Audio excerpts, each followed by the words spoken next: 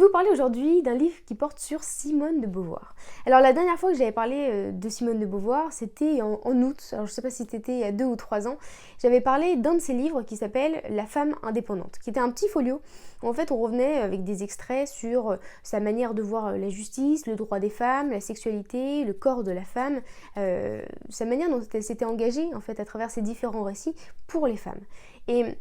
j'avais trouvé ce texte très très joli et j'avais eu plein de commentaires qui me disaient mais c'est honteux, mais vous parlez de Simone de Beauvoir après tout ce qu'elle a fait dans sa vie privée avec Jean-Paul Sartre, avec ses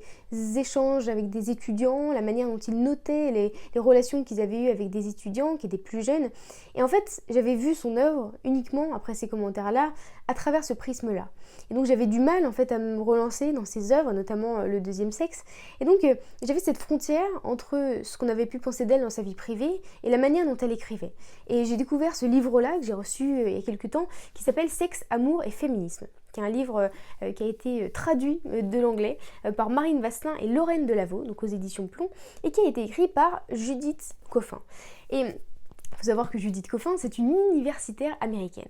qui a décidé de s'intéresser, alors non seulement évidemment aux idées principales des œuvres de Simone de Beauvoir, mais aussi à la manière dont elle a correspondu avec son lectorat. Et c'est ça qui est très joli, c'est qu'elle va s'intéresser aux lettres qu'elle a reçues entre 1949 et 1986 à peu près, avec des différentes lettres. Et ce qui est joli, c'est que d'abord son lectorat il est extrêmement divers. Elle reçoit des lettres de femmes qui sont plus ou moins d'accord avec ce qu'elle dit, d'hommes qui sont plus ou moins d'accord avec ce qu'elle écrit, et ce sont des lettres qui sont mitigées, et c'est ça que j'ai beaucoup aimé. J'avais peur en fait en lisant ce livre-là d'être confrontée en fait à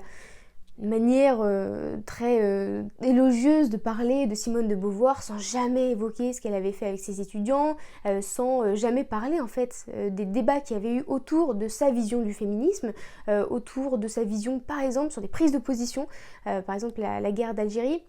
Et ce qui est bien, c'est que ce rapport-là, il est rendu extrêmement intéressant parce qu'il est mitigé. Et donc, on va avoir des lettres qui sont extrêmement déçues, de lecteurs et lectrices qui disent que finalement, ils ne la liront plus jamais parce que sa prise de position sur la guerre d'Algérie, c'est absolument honteux, ou qu'elle a un féminisme qui est très bourgeois, qui est très limité. Et donc, il y a vraiment ce rapport-là très mitigé dans les lettres. Et surtout, ça démontre en fait un rapport qui est très joli. Alors, d'abord d'un point de vue extérieur, parce que ce livre-là, il est sorti aux États-Unis, il a reçu le prix du meilleur livre d'histoire française. Donc on a déjà un point de vue qui vient de l'extérieur sur notre histoire, sur l'histoire française, sur tous les débats qui ont eu lieu